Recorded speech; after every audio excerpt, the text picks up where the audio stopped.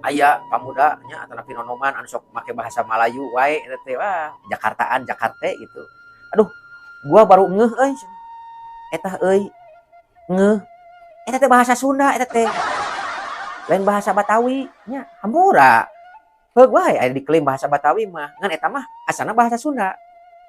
Euy jeung ngeuh mah eta teh bahasa Sunda pituin eta teh. Tah kawas kitu nya. Aduh, gua baru ngeuh cenah gitu. Malah eta barudak kiwari nya teu awewe teu lalaki da bahasana teh nya sabagian eta da anjing bagong atuh. Aduh eta teh.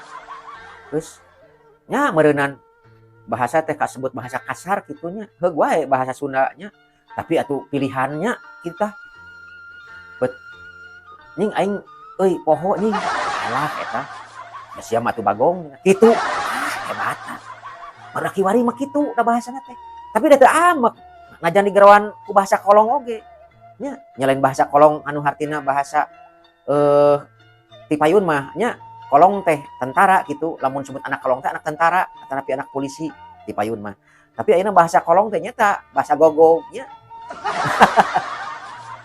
tapi da teu benu eta teh upami digarawan ku bahasa kolong oge nya kamana si anjing cenah kitu nya ieu bagong aing mah poho euy anjing cenah aing anjing eta teh make anjing teh getek da dah nya kawas kitu nya kasim kuring prihatin pisan lah.